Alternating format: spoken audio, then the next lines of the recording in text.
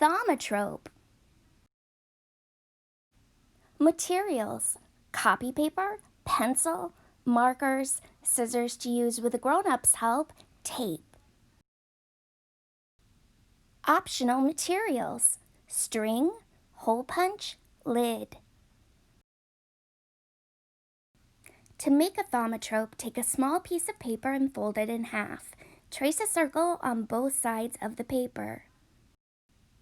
In the bottom half of one of the circles, draw a wooden basket.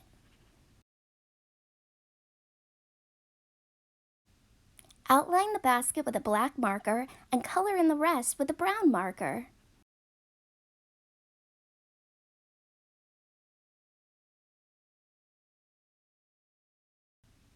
Flip the paper over and draw a group of apples. Make sure to draw them so the bottom of the apples are where the top of the basket is on the other circle. To draw an apple, draw a circle with a small vertical line near the top of the circle as the stem. Draw a small semicircle below the stem to mark the indent at the top of the apple.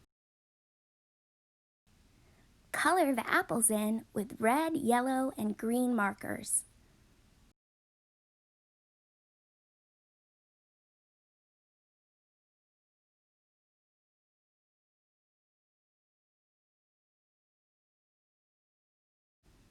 Cut the circles out.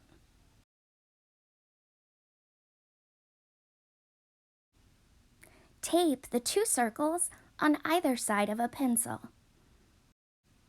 Another option is to tape the circles together and use a hole punch to create two holes on both sides of the circle and tie strings in the holes. Roll the pencil between your palms to flip the circles back and forth.